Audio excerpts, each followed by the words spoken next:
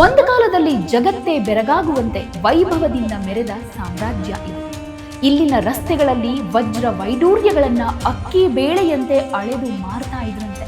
ಈ ವೀರ ಭೂಮಿಯ ಪವಾಡವನ್ನ ಕಣ್ಣಾರೆ ಕಂಡು ಆಶ್ಚರ್ಯಪಟ್ಟ ಅವರು ವಿದ್ಯಾರಣ್ಯರ ಸಲಹೆ ಮೇರೆಗೆ ಅದೇ ಜಾಗದಲ್ಲಿ ವಿಜಯನಗರ ಅಂದ್ರೆ ಗೆಲುವಿನ ನಗರ ಅನ್ನೋ ರಾಜಧಾನಿಯನ್ನು ನಿರ್ಮಿಸ್ತಾರೆ. ಪ್ರಜಾಪ್ರೇಮಿ, ಆಡಳಿತ ಮತ್ತು ನ್ಯಾಯದಾನಕ್ಕೆ ಹೆಸರುವಾಸಿಯಾಗಿದ್ರು ಕೃಷ್ಣದೇವರಾಯರು.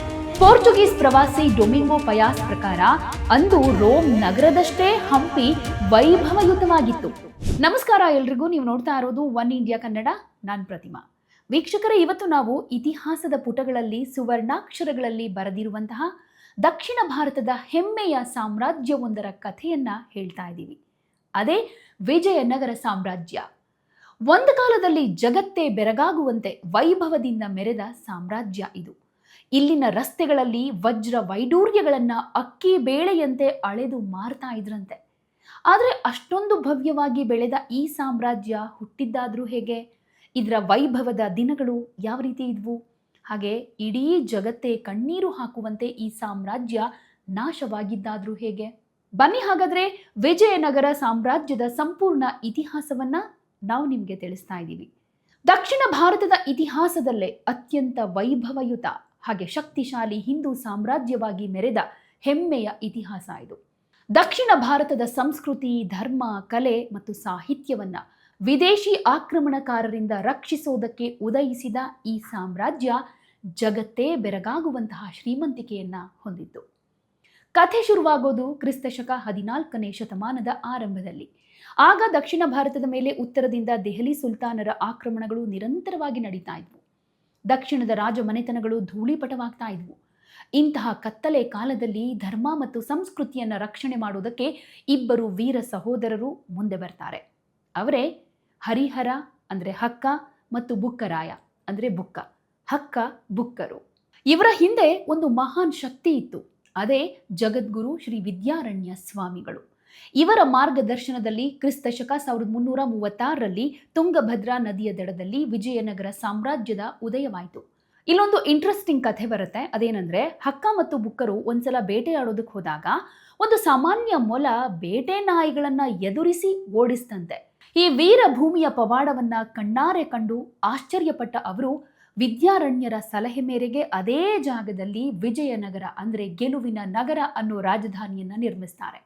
ಆರಂಭದಲ್ಲಿ ಇದನ್ನ ಸಂಗಮ ವಂಶಸ್ಥರು ಆಳುವುದಕ್ಕೆ ಶುರು ಮಾಡಿದ್ರು. ಸಂಪ್ರದಾಯದ ಪ್ರಕಾರ ವಿಜಯನಗರ ಸಾಮ್ರಾಜ್ಯದ ಸ್ಥಾಪಕರಾದ ಹರಿಹರ ಮತ್ತು ಬುಕ್ಕರಾಯ ವಾರಂಗಲ್ನ ಕಾಕತೀಯರ ಸಾಮಂತರಾಗಿದ್ದ 5 ಸಹೋದರರ ಕುಟುಂಬಕ್ಕೆ ಸೇರಿದವರು. ನಂತರ ಅವರು ಕರ್ನಾಟಕದ ಕಂಪಿಲಿ ರಾಜ್ಯದಲ್ಲಿ ಮಂತ್ರಿಗಳಾಗ್ತಾರೆ. ಒಂದು ದಂತ ಕಥೆ ಕೂಡ ಇದೆ. ಇದು ಎಷ್ಟರ ಮಟ್ಟಿಗೆ ಸತ್ಯನೋ ಸುಳ್ಳೋ ಗೊತ್ತಿಲ್ಲ. ಇದೊಂದು ಕಥೆ ಅಂತಾನು ಪರಿಗಣಿಸಬಹುದು ಅಥವಾ ನಿಜ ಇದ್ದಿರಲೂಬಹುದು. ಅದೇನಂದ್ರೆ, ಮೊಹಮ್ಮದ್ ಬಿನ್ ತುಗಲಕ್ ಕಂಪಿಲಿಯನ್ನ ವಶಪಡಿಸಿಕೊಂಡಾಗ ಇಬ್ಬರು ಸಹೋದರರನ್ನ ಸೆರೆ ಹಿಡಿದು ದೆಹಲಿಗೆ ಕರೆದೊಯ್ತಾರೆ.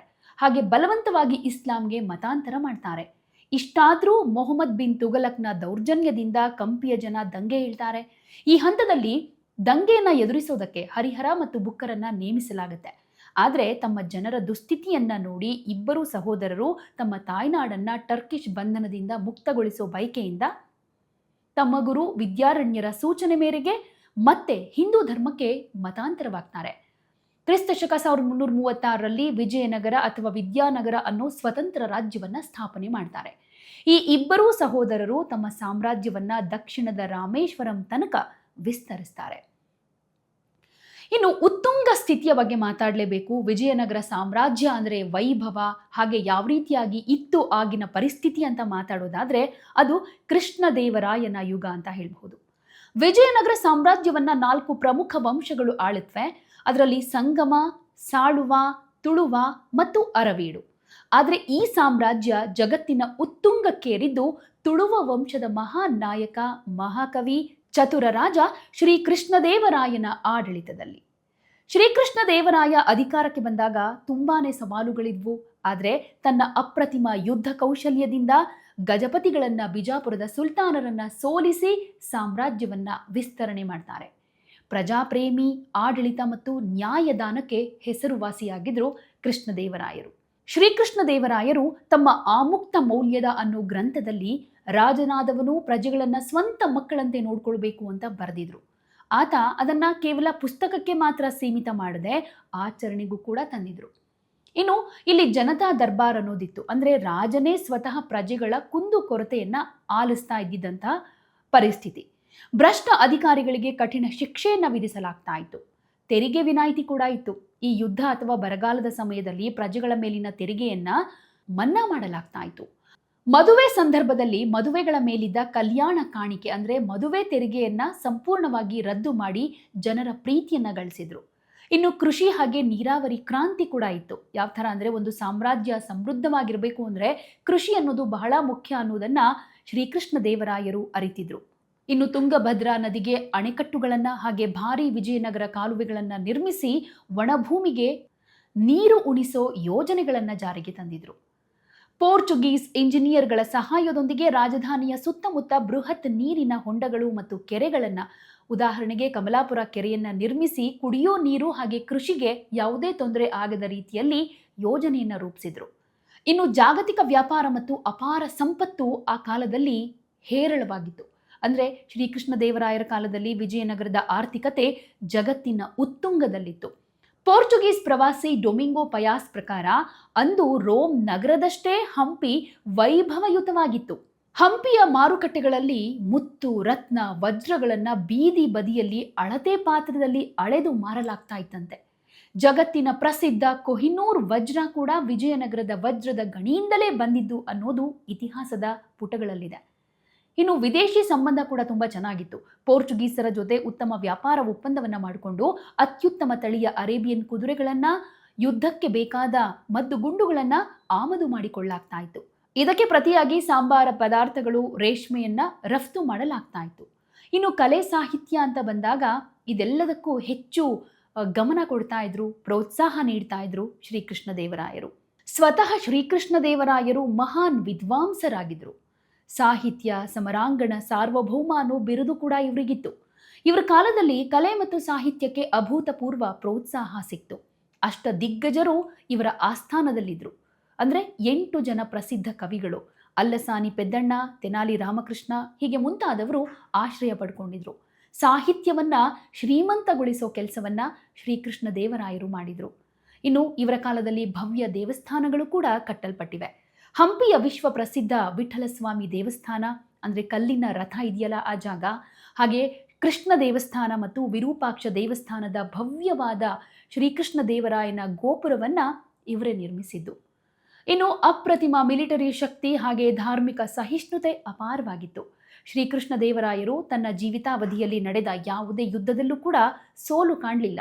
ಬಿಜಾಪುರದ ಸುಲ್ತಾನನನ್ನ ಹಾಗೆ ಒಡಿಶಾದ ಗಜಪತಿಗಳನ್ನ ಸೋಲಿಸಿ ಸಾಮ್ರಾಜ್ಯವನ್ನ ವಿಸ್ತರಿಸಿದ್ರು.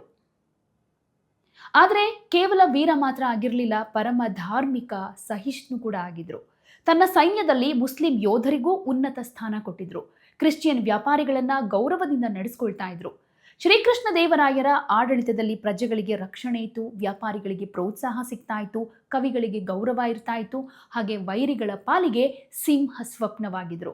ಪ್ರಜೆಗಳ ಹಿತವೇ ರಾಜನ ಪರಮ ಧರ್ಮ ಅಂತ ನಂಬಿ ಬದುಕಿದ ಅವರ ಗುಣವೇ ಇವತ್ತಿಗೂ ಅವರನ್ನ ಭಾರತದ ಇತಿಹಾಸದ ಅತ್ಯಂತ ಪ್ರೇರಕ ರಾಜನನ್ನಾಗಿ ಮಾಡಿರೋದು. ಹಾಗಾದ್ರೆ ಈ ವಿಜಯನಗರ ರಾಜರ ರಾಜ್ಯಭಾರ ಯಾವ ರೀತಿಯಾಗಿತ್ತು ಅಂತ ಹೇಳೋದಾದ್ರೆ, ಇಡೀ ಸಾಮ್ರಾಜ್ಯಗಳನ್ನ ಅವರು ಒಂದು ರೀತಿ ಪ್ರಾಂತ್ಯಗಳಾಗಿ ಅಂದ್ರೆ ನಾಡುಗಳಾಗಿ ವಿಂಗಡಿಸಿದ್ರು. ರಾಜನಿಗೆ ಸಲಹೆ ಕೊಡೋದಕ್ಕೆ ಮಂತ್ರಿ ಮಂಡಲ ಇರ್ತಾ ಇತ್ತು. ಪ್ರತಿಯೊಬ್ಬ ಪ್ರಜೆಗೂ ನ್ಯಾಯ ಸಿಗಬೇಕು ಅನ್ನೋ ಕಾರಣಕ್ಕೆ ರಾಜನೇ ಸ್ವತಃ ಜನತಾ ದರ್ಬಾರ್ ನಡೆಸ್ತಾ ಇದ್ರು. ಲಕ್ಷಾಂತರ ಕಾಲಾಳು ಪಡೆ, ಸಾವಿರಾರು ಆನೆಗಳು, ಅತ್ಯಾಧುನಿಕ ಅಶ್ವದಳ ಇವರ ಬಳಿ ಇತ್ತು. ಅಷ್ಟೇ ಅಲ್ಲ, ವಿಜಯನಗರ ರಾಜರು ಪ್ರಜೆಗಳಿಗಾಗಿ ಸಾವಿರಾರು ಕೆರೆಗಳು, ಕಾಲುವೆಗಳನ್ನು ನಿರ್ಮಿಸಿ ಕೃಷಿಗೆ ಅಪಾರ ಪ್ರೋತ್ಸಾಹವನ್ನು ಕೊಟ್ಟಿದ್ರು. ಹಾಗೆ ಸ್ತ್ರೀಯರಿಗೂ ಆಡಳಿತದಲ್ಲಿ, ಕುಸ್ತಿಯಲ್ಲಿ ಹಾಗೆ ಕಾವಲು ಪಡೆಯಲ್ಲಿ ಸಮಾನ ಅವಕಾಶ ಇತ್ತು ಅನ್ನೋದು ಸಾಮ್ರಾಜ್ಯದ ಹೆಮ್ಮೆಯ ವಿಷಯ ಅನ್ನಿಸ್ಕೊಳ್ಳುತ್ತೆ. ಇನ್ನು ವಿಜಯನಗರ ಸಾಮ್ರಾಜ್ಯದ ಆರ್ಥಿಕತೆ ಬಗ್ಗೆ ಮಾತಾಡಲೇಬೇಕಲ್ವಾ? ಇತಿಹಾಸಕಾರರ ಪ್ರಕಾರ ಅಂದು ಜಗತ್ತಿನ ಅತ್ಯಂತ ಶ್ರೀಮಂತ ನಗರಿಗಳಲ್ಲಿ ಹಂಪಿ 2ನೇ ಸ್ಥಾನದಲ್ಲಿತ್ತು. ವಿದೇಶಿ ಪ್ರವಾಸಿಗರಾದ ಅಬ್ದುಲ್ ರಜಾಕ್ ಹಾಗೆ ಡೊಮಿಂಗೋ ಪಯಾಸ್ ತಮ್ಮ ಪ್ರವಾಸ ಕಥನದಲ್ಲೇ ಅದರ ಬಗ್ಗೆ ಉಲ್ಲೇಖ ಮಾಡಿದ್ದಾರೆ. ವಿಜಯನಗರದ ಮಾರುಕಟ್ಟೆಗಳಲ್ಲಿ ಆಗಲೇ ಹೇಳಿದೆ, ರತ್ನ, ಚಿನ್ನ, ವಜ್ರ, ವೈಡೂರ್ಯಗಳನ್ನ ಬೀದಿಯಲ್ಲಿ ಮಾರಲಾಗ್ತಾ ಇತ್ತು. ಅಂದ್ರೆ ಅರ್ಥ ಮಾಡ್ಕೊಳ್ಳಿ ಯಾವ ರೀತಿಯಾಗಿತ್ತು ಆಗಿನ ವೈಭವ ಅನ್ನೋದನ್ನ. ಆದರೆ ಕಾಲಚಕ್ರ ಉರುಳಿದ ಹಾಗೆ ಕೃಷ್ಣದೇವರಾಯರ ನಂತರ ಸಾಮ್ರಾಜ್ಯದ ನಿಯಂತ್ರಣ ಅಳಿಯ ರಾಮರಾಯರ ಕೈಗೆ ಬಂತು. ರಾಮರಾಯ ಚತುರನಾಗಿದ್ರೂ ಅಕ್ಕಪಕ್ಕದ ಬಹುಮನಿ ಸುಲ್ತಾನರ ನಡುವೆ ಬಿರುಕು ಮೂಡಿಸಿ ರಾಜಕೀಯ ಮಾಡೋದಕ್ಕೆ ಹೋಗ್ತಾರೆ. ಇದುವೇ ಸಾಮ್ರಾಜ್ಯದ ವಿನಾಶಕ್ಕೆ ಮುನ್ನುಡಿ ಬರೆಯೋ ಹಾಗಾಗುತ್ತೆ. ರಾಮರಾಯನ ತಂತ್ರವನ್ನ ಅರಿತ ಬಿಜಾಪುರ, ಅಹಮದ್ನಗರ, ಗೋಲ್ಗೊಂಡ ಹಾಗೆ ಬೀದರ್ನ ಸುಲ್ತಾನರು ಒಂದಾಗ್ತಾರೆ. ಜನವರಿ 23, 1565ರಂದು ಇತಿಹಾಸದ ಅತ್ಯಂತ ಭೀಕರ ಯುದ್ಧ ನಡೆಯುತ್ತೆ. ಅದೇ ತಾಳಿಕೋಟೆ ಯುದ್ಧ ಅಥವಾ ರಕ್ಕಸ ತಂಗಡಿ ಯುದ್ಧ. ಪತನಕ್ಕೆ ಮುಖ್ಯ ಕಾರಣ ಆಗಿದ್ದೇ ಇಲ್ಲಿ ದ್ರೋಹ ಅನ್ನೋದು. ಯುದ್ಧದ ಮೈದಾನದಲ್ಲಿ ವಿಜಯನಗರ ಸೈನ್ಯವೇ ಗೆಲ್ಲೋ ಹಂತದಲ್ಲಿತ್ತು. ಆದರೆ ಕೊನೆ ಕ್ಷಣದಲ್ಲಿ ವಿಜಯನಗರದ ಸೈನ್ಯದಲ್ಲಿದ್ದ ಇಬ್ಬರು ಮುಸ್ಲಿಂ ಕಮಾಂಡರ್ಗಳು, ಅಂದರೆ ಗಿಲಾನಿ ಸಹೋದರರು ಅಂತಾರೆ, ದ್ರೋಹ ಬಗೆದು ಸುಲ್ತಾನನ ಜೊತೆ ಕೈ ಜೋಡಿಸ್ತಾರೆ. ರಾಮರಾಯನನ್ನ ಸೆರೆ ಹಿಡಿದು ಶಿರಚ್ಛೇದ ಮಾಡಲಾಗುತ್ತೆ. ನಾಯಕನಿಲ್ಲದ ಸೈನ್ಯ ದಿಕ್ಕಾಪಾಲಾಗಿ ಓಡುತ್ತೆ. ಯುದ್ಧ ಮುಗಿದ ಮೇಲೆ ವಿಜೇತ ಸುಲ್ತಾನರ ಸೈನ್ಯ ಹಂಪಿ ನಗರಕ್ಕೆ ನುಗ್ಗುತ್ತೆ. 5 ತಿಂಗಳುಗಳ ಕಾಲ ನಿರಂತರವಾಗಿ ಕೊಳ್ಳೆ ಹೊಡಿತಾರೆ. ಅರಮನೆಗಳನ್ನ ಸುಟ್ಟು ಹಾಕ್ತಾರೆ. ಸುಂದರ ಮೂರ್ತಿಗಳನ್ನ ಸುತ್ತಿಗೆಯಿಂದ ಹೊಡೆದು ಪುಡಿ ಪುಡಿ ಮಾಡ್ತಾರೆ.